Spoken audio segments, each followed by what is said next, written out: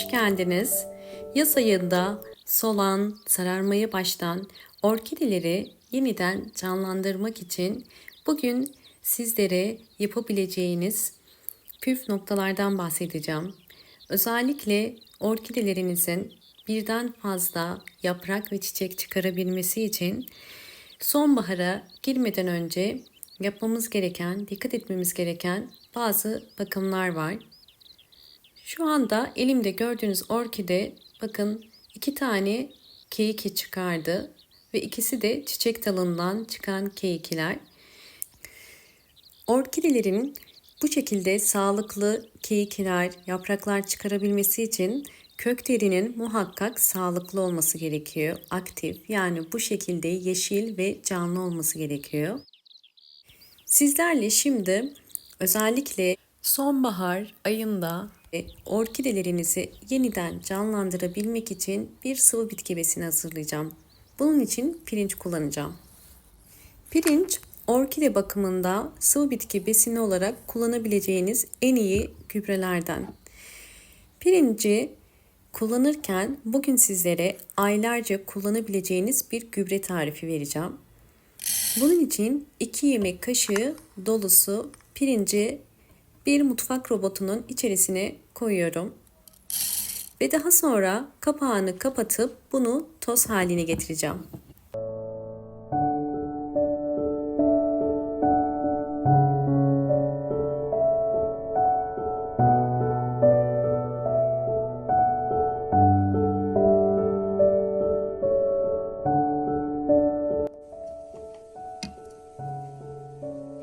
Pirinci toz haline getirdim. Şimdi bunu orkidelerde kullanabilmek için sıvı gübre haline getireceğim. Bunun için 2 yemek kaşığı dolusu pirinç tozu koyuyorum. Sizler evdeki çiçeklerinize göre bunu azaltıp çoğaltabilirsiniz. Üzerine kaynar su koyuyorum. Toplamda 500 mililitre kaynar su koydum. Biraz bu şekilde karıştırıyorum ve bu gübrenin soğumasını bekleyeceğiz.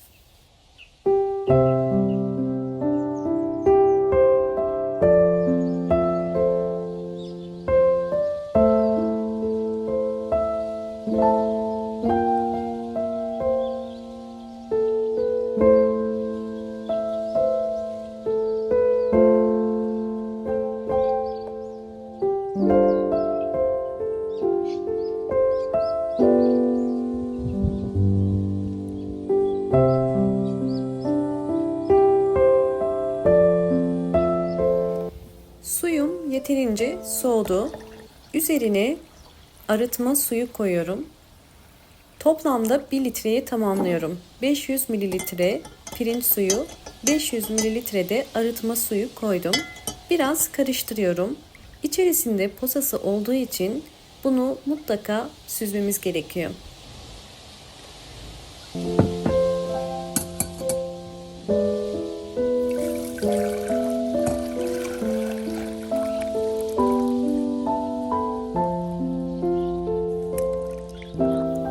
Süzdükten sonra bu şekilde bir posası var ve tekrardan tabağımı yıkayıp aynı tabağın içerisine pirinç suyunu koyuyorum. Kesinlikle posasıyla birlikte vermeyin. Evet, gördüğünüz üzere elimde tamamen kökleri çürümüş ve çekilmiş bir orkide var. Neredeyse ölmek üzere, yaprakları da tamamen yumuşamış. Özellikle bu tarz sıvı bitki besinlerini bu tarz orkidelerde kullanmanızı tavsiye ederim. Yeniden köklerin canlanmasına yardımcı olacaktır. Toplamda ben 8 yemek kaşığı kadar pirinç suyu koydum ve bu suyu akşama kadar yavaş yavaş çekecektir. Yine bakın, diğer bir orkide elimde gördüğünüz üzere, yine bu orkide çiçeklerini dökmüş ve artık yavaş yavaş solmaya başlamış. Bu tarz orkidelerde ilk yapmanız gereken solan orkide dalını kesmek ve çürüyen kökleri kesmek.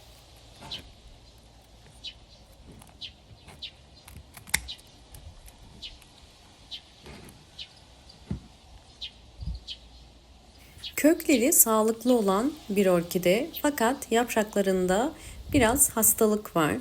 Özellikle bu tarz orkidelerde de kullanabilirsiniz. Yine 8 yemek kaşığı kadar veriyorum. Bu tarz sıvı bitki besinlerini ayda bir kere vermeniz gerekiyor. Ve diğer sıvı bitki besinlerini de dönüşümlü olarak her ay farklı bir gübre olacak şeklinde sıralayabilirsiniz. Bakın altında biriken suyu yavaş yavaş çekecektir. Bu sıvı gübreyi sadece orkide köklerinde değil, bir peçeteyi pirinç suyuna batırıp özellikle solan ve hastalıklı yapraklara da kullanmanızı tavsiye ederim. Yani bizler burada orkideyi yapraktan gübreleme işlemi yapıyoruz. Orkidemizin yapraklarının yeniden canlanabilmesi için bu şekilde hem tozunu alıp hem de gübre desteği sağlayacağım. Ve bu işlemi uyguladıktan sonra orkidenizi mutlaka bol ışık alan havadar bir balkona ya da bir pencere kenarına koyabilirsiniz. Kurutmanıza gerek yok. Bu gübre üzerinde yavaş yavaş kuruyacaktır. Pirinç suyu içerisinde bol miktarda mineraller, vitaminler olduğu için orkidenin canlanmasına yardımcı olacaktır. Orkidelerimin aylar içerisindeki gelişimlerini sizlerle tekrardan paylaşacağım.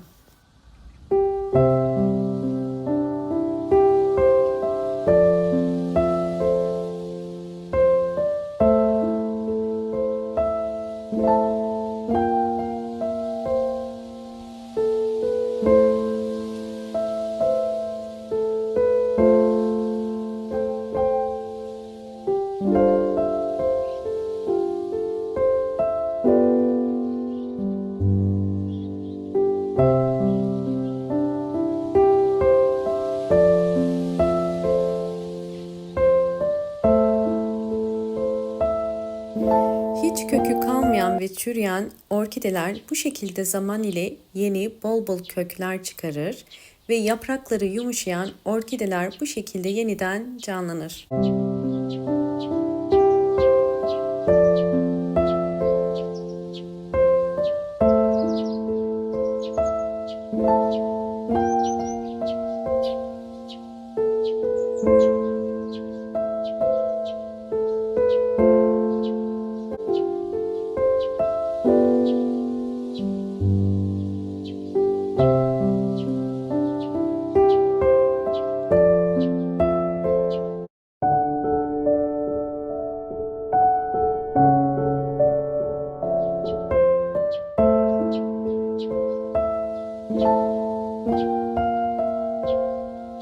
Evet, orkidelerimin gelişimlerini sizlerle paylaştım.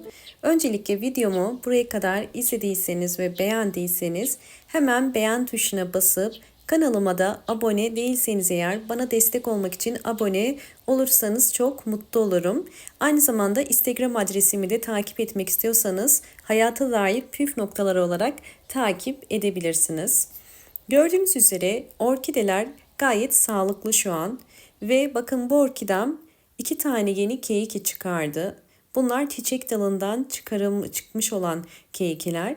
Bu orkidenin cinsine göre de değişebilir. Fakat bu orkidem geçen yıl 2 tane normal bildiğiniz çiçek dalı açmıştı. Bu yıl ise çiçek dalları bu şekilde keyiki çıkardım. Orkideleri sıvı bitki besiniyle desteklediğiniz zaman ve bol bol ışık aldığı zaman bu şekilde sağlıklı olur.